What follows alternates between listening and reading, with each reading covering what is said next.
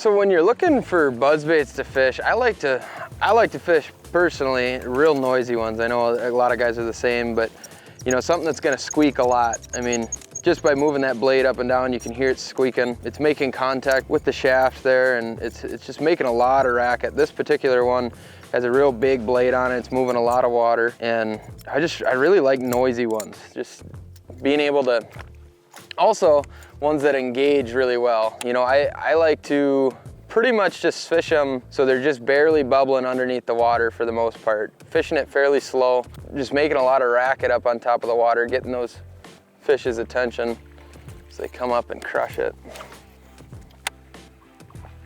There we go. Yeah, right up. Oh, coming out of the water. Awesome. Ooh, he's an acrobat. He is an acrobat. Hit it as soon as I pulled it off that bank. Oh gosh, that's a good one. And it is a good one. Throwing this buzzbait along the cut banks here, floating down the river, and man, that's a good one.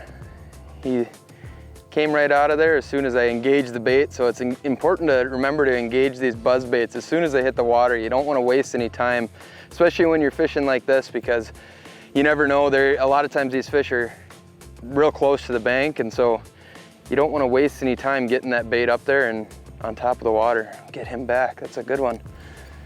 I'm using a braided line today, as well as, you know, a little bit beefier rod, medium, 7.3 medium heavy. You know, to kind of extract those fish as quickly as possible, because when they eat it, a lot of times they're going to try and bury themselves or whatever. So I like to kind of get them up and out as fast as possible.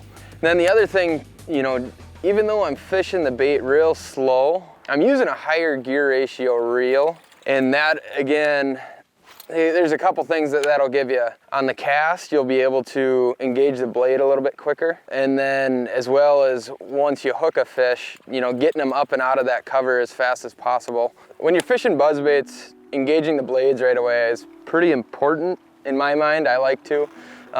So one pretty easy way I like to do that is just kind of thumbing the spool and just pulling back a little bit as soon as that bait hits the water. It just kind of keeps it up, keeps the bait up on top of the water without having to do much effort at all. So I'm just kind of giving it a little pull right at the end of the cast in order to keep that bait up, and while I'm transitioning hands, since I cast with my right, reel with my right. So it's just kind of, it's eliminating that lag time between while you're transferring hands with your rod. There's another one. Awesome. See that right away, just being able to engage those blades